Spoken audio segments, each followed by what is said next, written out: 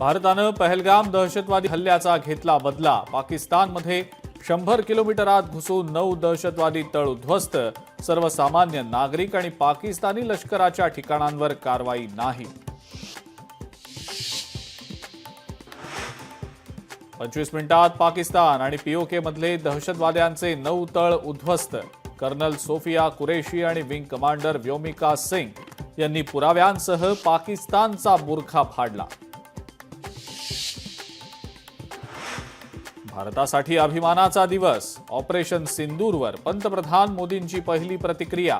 केंद्रीय मंत्रिमंडळ बैठकीमध्ये टाळ्या वाजवत मंत्र्यांकडून मोदींचं अभिनंदन।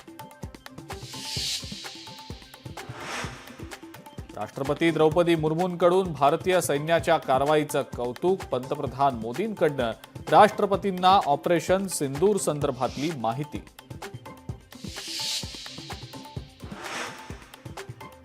पाकिस्तानच्या लष्करी तळावर हल्ला नाही, सामान्य नागरिकांना टार्गेट केलेलं नाही।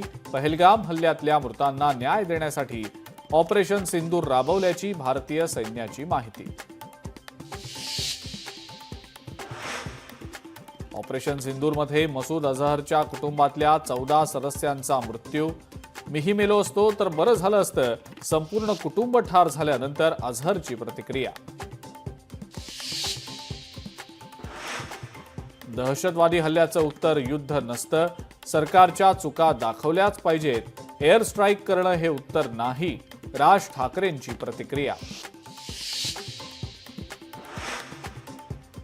हल्ले सहन करणार नाही हे भारतानं दाखवून दिलंय। मुख्यमंत्री फडणवीसांची ऑपरेशन सिंदूर संदर्भात प्रतिक्रिया।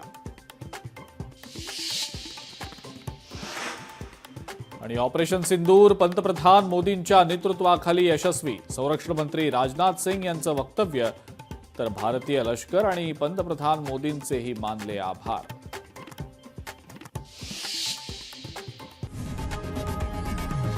लोकशाही मराठी ऐका, पहा, जागरूक रहा।